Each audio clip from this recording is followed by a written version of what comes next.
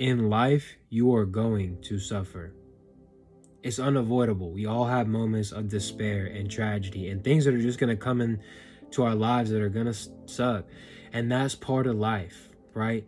And again, it's unavoidable. It's going to happen. But if we allow it and allow God to move and use it, suffering can form us and change us and ultimately be used for our benefit, right? And an excellent scripture on how to suffer properly comes out of Job, man. Job 1 verse 21.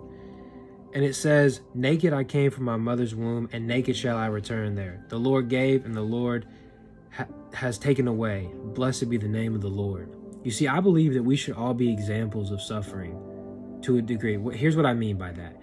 What I mean is we're all going to have those moments, but there's people looking at us. Maybe it's a friend, maybe it's a family member, maybe it's our child, maybe it's our brother, sister, whoever, friend, right? And we can lead by example and glorify God in our suffering. Let's pretend you're going through financial crisis. You got $8 in your bank account, right?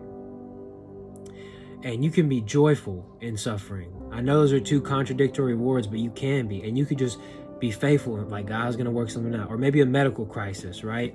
And you'd be like, God is going to heal me. If not, the Lord's will be done, right? We can all be examples and just glorify God going through these situations. And people can look at us like, man, how are they so joyful, so faithful, so calm, so trusting in God, right? But we can be that example of how to suffer and how to use suffering for gain, right? If we handle suffering just like Job did. And Job was blessed double for his trouble at the end of this story.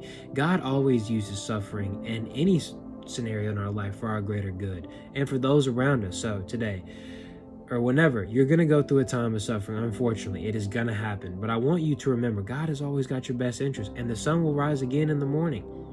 Be a model of what it means to be a true character and Christian, right? Because you're going to suffer, but have that character, man.